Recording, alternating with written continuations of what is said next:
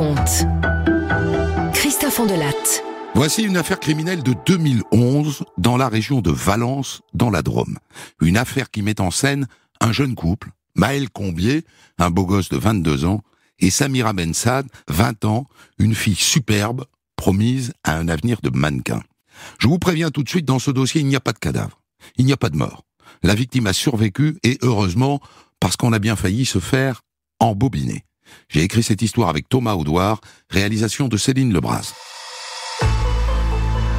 Europe 1, Christophe Ondelatte.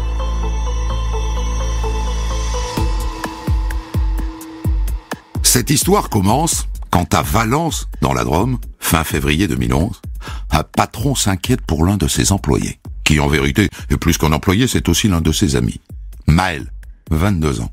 Il travaillait sur un chantier, samedi matin à 9h, d'après ce que disent les ouvriers. Il a reçu un appel, et il a quitté le chantier sans explication. C'était il y a 3 jours. Et depuis, il a disparu. Aucune nouvelle. Et donc le patron laisse passer le week-end, et le lundi, il se rend au commissariat. Je comprends pas. Maël, c'est quelqu'un de ponctuel, de fiable. Alors 3 jours sans nouvelles, vous comprenez, ça m'inquiète. Redonnez-moi son nom, monsieur, je vous prie. Combier. Maël Combier. Vous avez une adresse? Oui, bien sûr. Les policiers vont sonner chez ce Maël Combier. C'est un petit appartement du centre-ville. Pas de réponse. Et pas de trace de sa voiture alentour. Bon. Eh bien maintenant, cherchons sa famille. C'est sympa que le patron se soit inquiété, mais qu'en pensent ses proches? Les policiers localisent sa mère, et ils la font venir. Moi non plus, j'ai pas de nouvelles. Depuis 3 jours. Mais 3 jours, je me suis pas inquiété.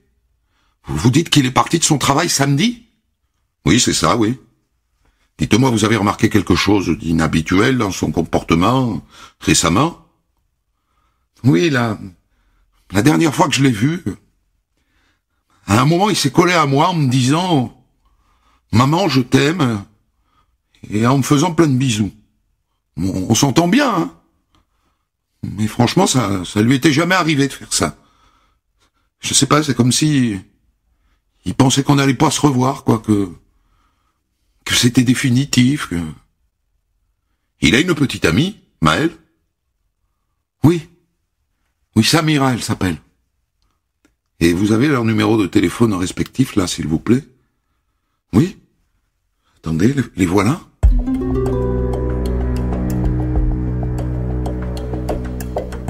En étudiant la téléphonie de Maël et de sa petite amie Samira, les policiers de Valence s'aperçoivent que les 2 tourtereaux sont ensemble.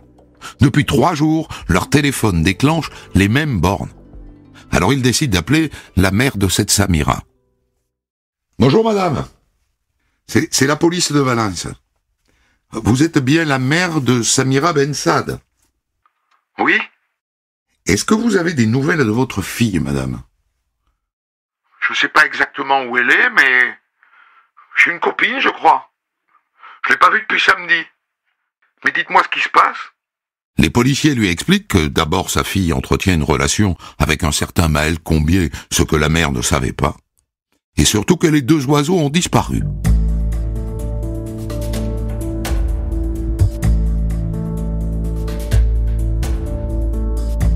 A priori, ils sont partis tous les 2 avec la voiture de Maël Combier, une BMW série 1, une voiture de kéké. Et en pistant leur téléphone, on s'aperçoit que le samedi, ils sont allés de Valence jusqu'à Nice. Et le samedi soir, ils ont dormi dans un hôtel de luxe sur la promenade des Anglais. Les policiers y vont tout de suite. Bonjour madame. Nous sommes de la police judiciaire. Nous voudrions voir les images de vidéosurveillance correspondant à samedi soir, samedi dernier. Bien sûr, messieurs.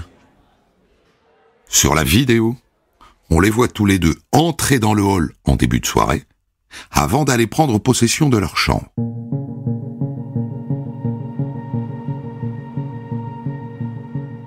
Le lendemain dimanche, ils ont quitté Nice et pris la direction de l'Italie. Ils ont roulé jusqu'à Livourne, à 400 km. Et là, à Livourne, d'après le téléphone de Maël Combier, il a réservé une chambre dans un 4 étoiles, l'hôtel Grand Duca, qui confirme Conclusion provisoire des policiers de Valence. 2 tourtereaux sont en train de prendre du bon temps. Et puis c'est tout. Ouais, à un détail près tout de même, qui inquiète beaucoup la mère de Samira. Ma fille, elle est très jolie. Elle rêve d'être mannequin, elle a déjà fait des photos. Alors en général, elle prend soin d'elle, je peux vous le dire. Hein. Elle se change. Parfois plusieurs fois par jour. Et là, vous me dites qu'elle est partie avec son copain en Italie? Mais elle n'a pas pris de vêtements. Et elle n'a rien à l'emporter. Vous n'avez aucun contact avec elle depuis samedi. Si lundi, elle m'a envoyé un SMS. Regardez. Maman, je t'aime. Je suis parti, mais t'inquiète pas, je reviendrai. Ça non plus, ça lui ressemble pas. D'habitude, elle appelle pour un oui, pour un non. On passe des heures au téléphone toutes les deux. Là, un SMS laconique, ça lui ressemble pas du tout. Hein. Donc, il faut s'inquiéter. Et en tout cas maintenant, la police italienne aussi est sur le coup.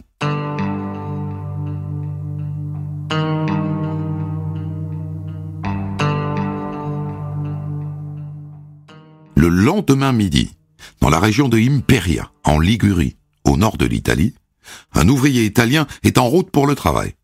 Et il emprunte un petit chemin. Et à un moment sur le bord du chemin, il voit une silhouette de femme couchée.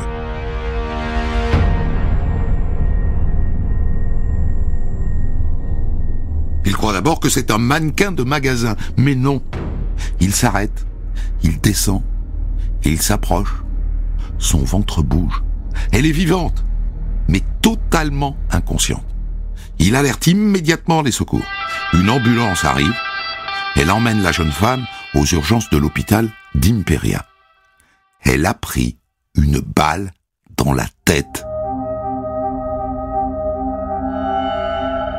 Mais elle est vivante. Il faut quelques heures aux policiers italiens pour l'identifier. Ils ont une fiche sur elle. Une fiche de la police française. C'est Samira. C'est Samira Bensad. C'est la copine de Maël Combier.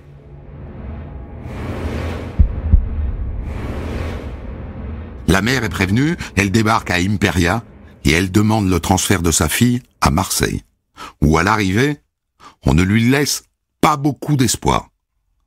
Elle a reçu une balle qui a pénétré par l'arrière du crâne, et qui s'est logée dans le cerveau. Je vais être très honnête avec vous, madame. Les chances qu'elle s'en sorte sont extrêmement faibles. Nous allons tenter le maximum pour retirer la balle, c'est, vous vous en doutez, très délicat. Et dans tous les cas de figure, si elle survit, elle conservera des séquelles. C'est à peu près certain.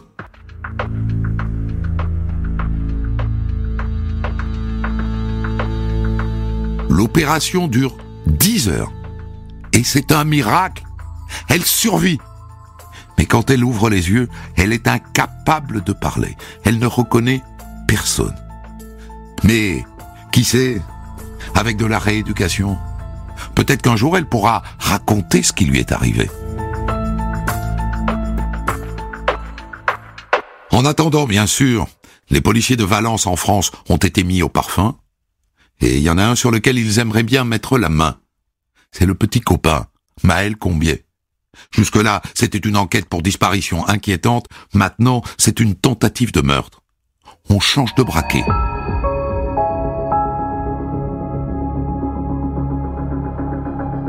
Alors pour l'instant, du côté de l'enquête, qu'est-ce qu'on a de plus que cette balle dans la tête? Eh bien pas grand-chose. Les Italiens ont passé au tamis l'endroit où on a retrouvé la jeune femme en sang. Ils n'ont rien trouvé. Ni téléphone, ni papier d'identité, ni sac à main, ni valise, rien. En revanche, il y a du nouveau du côté de Maël Combier. Il est de retour en France. Mieux que ça. Il est de retour dans la région de Valence. Il a utilisé plusieurs fois sa carte de crédit dans un hôtel première classe aux Tourettes, dans la banlieue de Valence. Les policiers foncent sur place avec une photo de l'oiseau. Bonjour madame. Est-ce que vous avez vu ce garçon à l'hôtel ces dernières heures? Regardez bien le cliché. Oui. Oui, il a quitté l'hôtel, mais oui, je le reconnais. Est-ce qu'on peut voir les images de votre vidéosurveillance, s'il vous plaît? Oui, bien sûr. Regarde là. Tu vois, c'est lui là. Hein. Sans aucun doute, notre Lascar est de retour à Valence. Autre chose. La carte bancaire de Samira Ben Saad est aussi de retour. Elle a été utilisée à plusieurs reprises dans la région de Valence. Par lui, sûrement.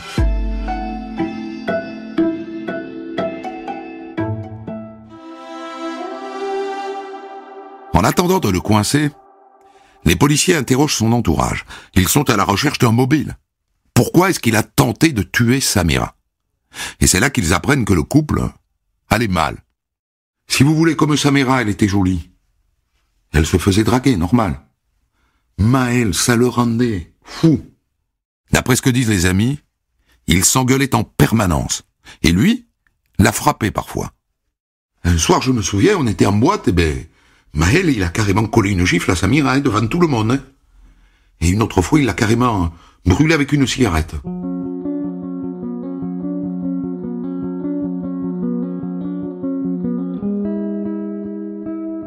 Mais il y a autre chose. Récemment, Samira, qui était très amoureuse de Maël, ça c'est incontestable, a découvert qu'il était marié. Oui, monsieur. Déjà marié à 22 ans, avec une copine de lycée qu'il avait donc épousée à 18 ans. Et qu'entre nous, il trompe. Il trompe depuis toujours. Samira n'est pas la première. Mais d'après ce que disent les copains, elle n'a pas du tout apprécié. Même si Maël lui a juré qu'il était en instance de divorce. Et c'est vrai. Parce que lassée de ses infidélités, la femme de Maël a claqué la porte.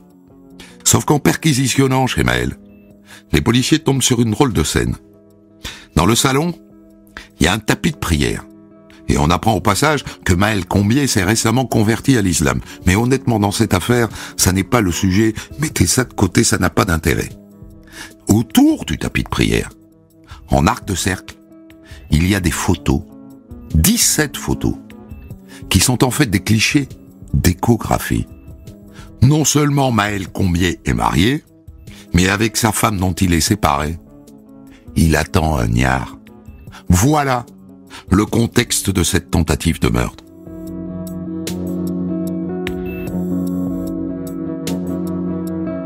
Alors il est où, ce Maël Combier?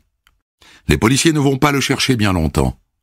Le 4 mars 2011, il se présente de lui-même au commissariat de Valence. Bonjour. Je pourrais voir les policiers qui s'occupent de l'enquête sur la tentative de meurtre sur Samira Ben Saad? Dites-leur que je suis Maël Combier.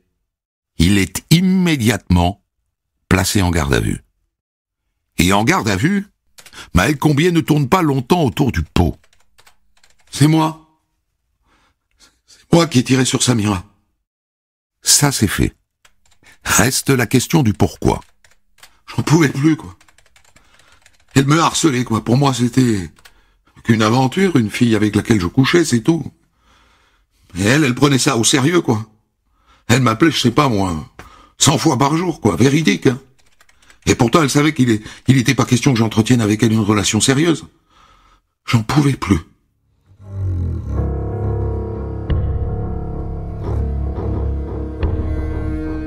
« 100 fois par jour. Il n'exagère pas un peu? Eh ben non.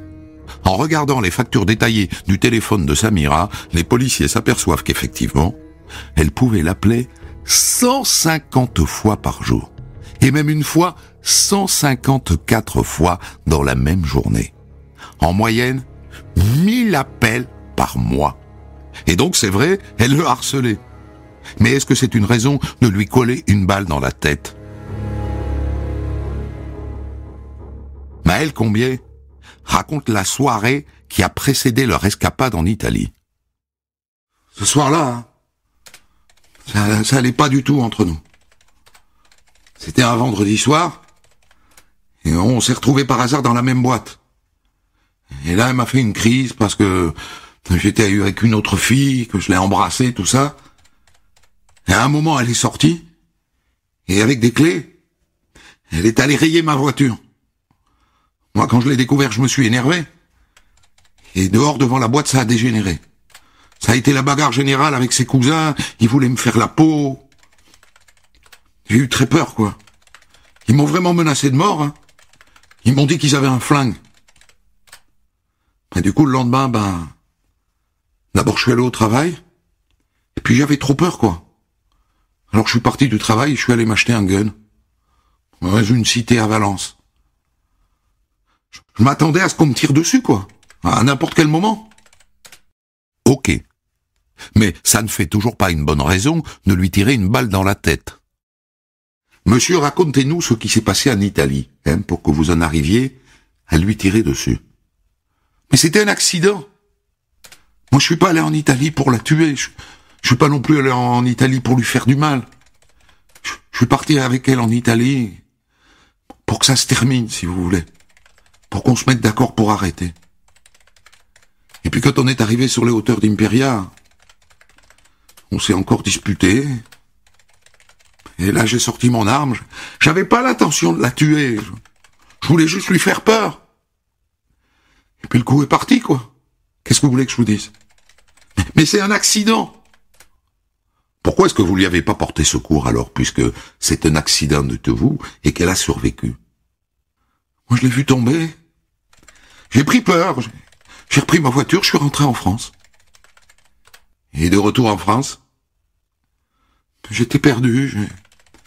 J'ai erré pendant plusieurs jours, et puis je me suis dit, le mieux que j'ai à faire, c'est d'aller dire la vérité aux policiers. Et voilà, je suis venu vous voir.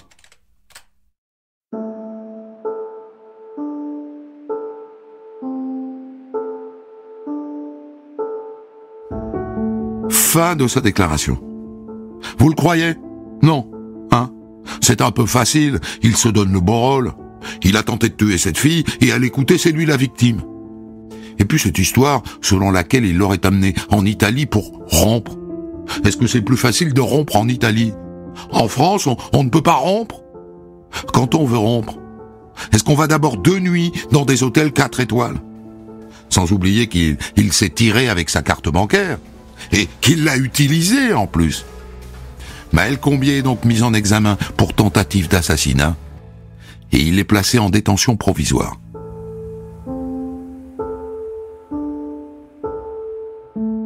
Et le temps passe.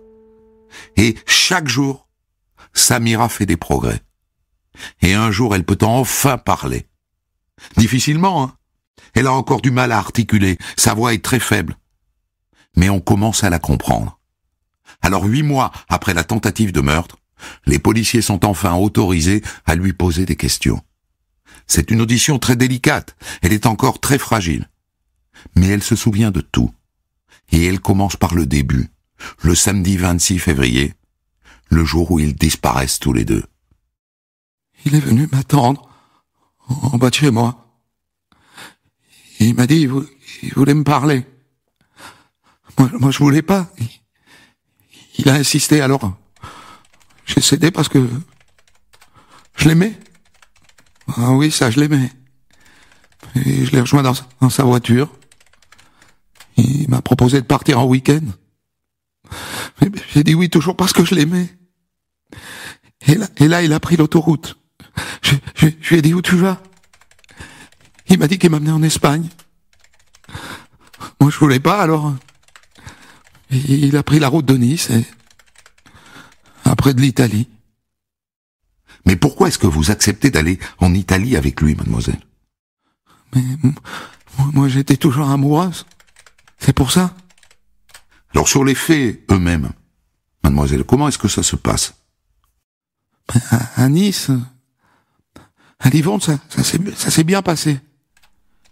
Et puis le lundi, sans rien m'expliquer, il quitte la route.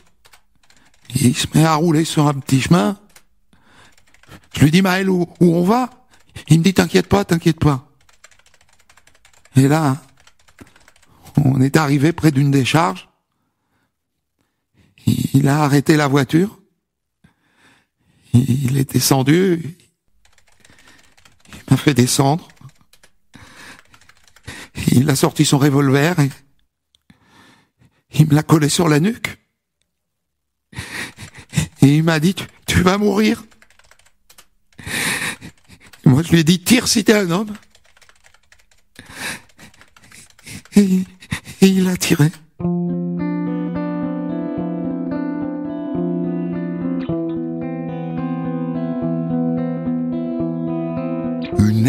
exécution.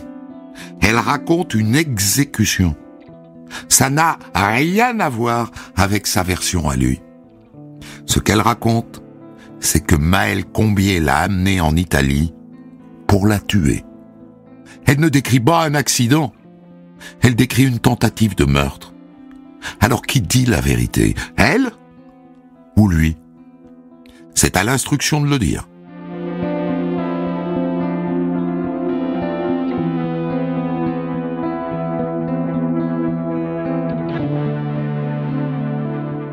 Un an après cette tentative de meurtre, grâce aux informations recueillies auprès de Maël Combier, qui est toujours très coopératif, les policiers mettent la main sur l'arme du crime, un revolver, et ils le font analyser par des experts balisticiens.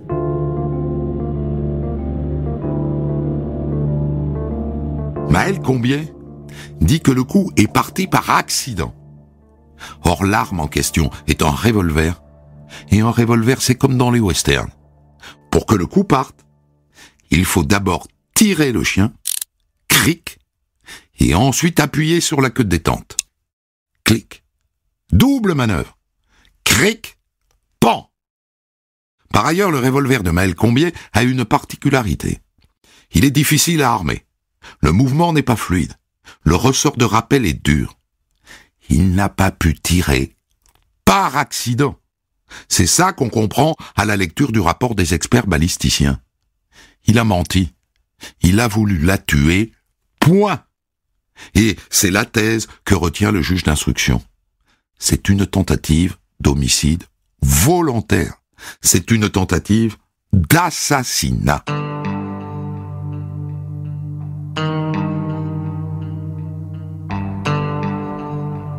Pour le juge, voilà comment les choses se seraient passées.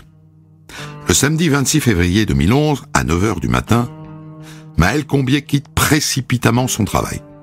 L'altercation qu'il a eue la veille avec Samira et ses proches en boîte de nuit lui est restée en travers de la gorge. Il rumine sa colère, et peut-être a-t-il peur.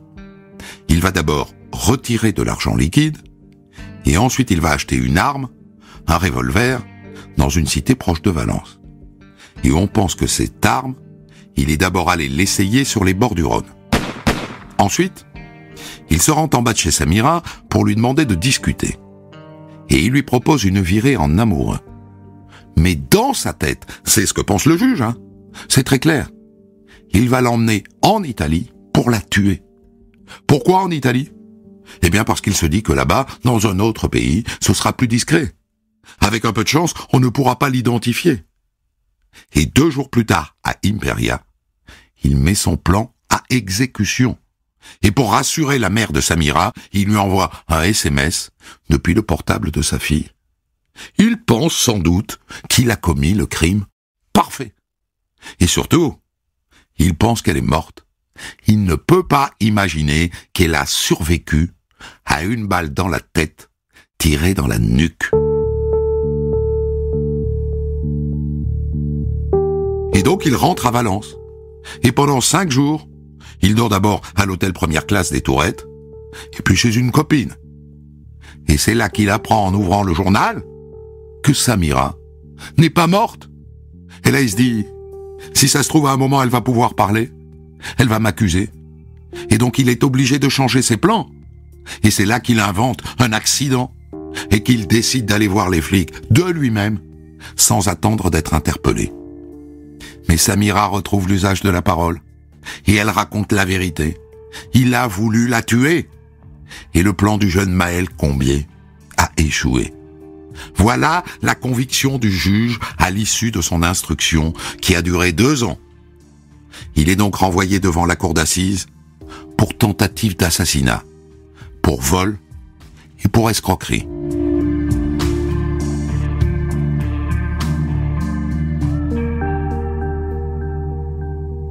Le procès de Maël Combier s'ouvre devant la cour d'assises de Valence, dans la Drôme, 3 ans après les faits, en février 2014. Maël Combier entre dans le box. C'est un beau gosse. Il est toujours beau gosse. Mais Samira Ben Saad arrive, et elle est jolie, mais elle est en fauteuil roulant. C'est un face-à-face terrible. Tout l'enjeu de ce procès, évidemment, c'est la préméditation. Est-ce que Maël, quand il fait monter Samira dans sa voiture et qu'ils prennent ensemble la route de Nice puis de l'Italie, c'est déjà qu'il va la tuer? Ou est-ce que c'est un concours de circonstances? Il a cette arme, à cause des menaces des cousins, il la sort pour lui faire peur et il tire. Parce que l'accident, le coup qui part tout seul, plus personne n'y croit.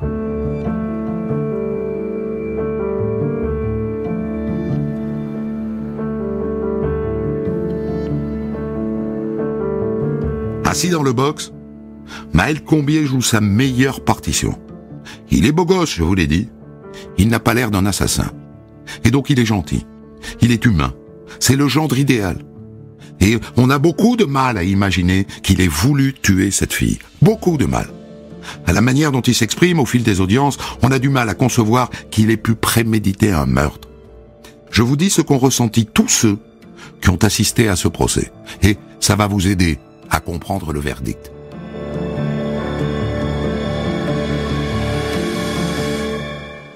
À côté de ça, elle est là, elle. Toujours aussi belle, mais très diminuée. Le neurochirurgien qui la suit vient à la barre. On considère qu'elle a récupéré environ 80%, environ 1 an après les faits. Et depuis, je dois vous dire que les progrès vont s'amenuisant. Soyons clairs, elle nécessitera toute sa vie une aide au quotidien.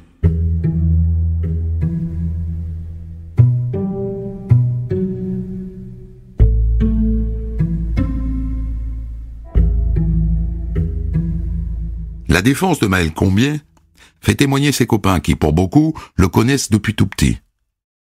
Moi, ça n'est pas la personne que je connais. Je l'ai jamais vu si violent. Jamais. Ils disent que ce sont les menaces des cousins de Samira à la boîte de nuit qui l'ont déboussolé, qui lui ont fait perdre pied. Et évidemment, dans la foulée, ses avocats rappellent le harcèlement qu'il subissait de la part de Samira, les 150 coups de téléphone par jour.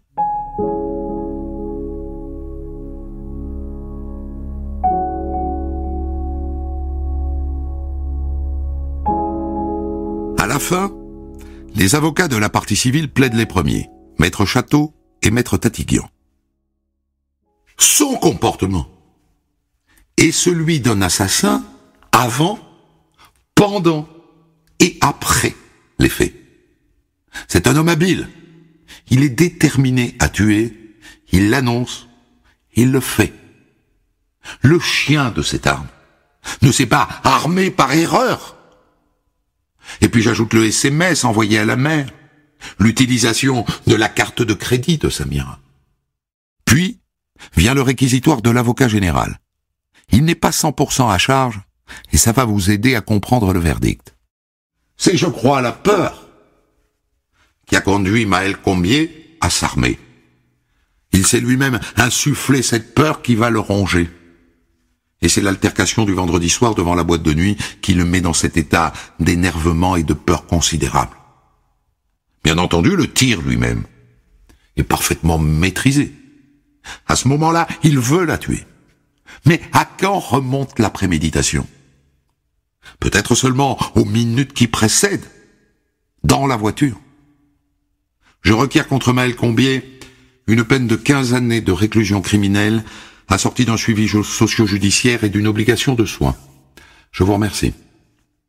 15 ans. 15 ans pour une tentative d'assassinat. Si les jurés suivent l'avocat général, il ne s'en sort pas si mal. Quant aux avocats de Maël Combier, évidemment, ils se battent contre la préméditation. De quels actes préparatoires est-ce qu'on parle? Il part avec sa voiture, avec son portable. Il ne fait rien pour ne pas être retrouvé. Il part pour calmer les choses. L'homicide est involontaire. Il est nourri par la peur des menaces proférées par les cousins de Samira, de faire sauter sa voiture, de faire sauter son appartement. Et puis qui est capable, de supporter 1040 appels téléphoniques en un mois, 150 appels en une seule journée, un appel, j'ai compté, toutes les 6 minutes. Qui peut supporter ça? Il n'en pouvait plus. Elle l'a poussé à bout. Et à un moment, à cause des menaces qu'il a reçues, Il la tue parce qu'il est dans un état de grande fragilité. Après 3 jours de procès, le verdict tombe. Maël Combier est condamné à 13 ans de réclusion criminelle. 13.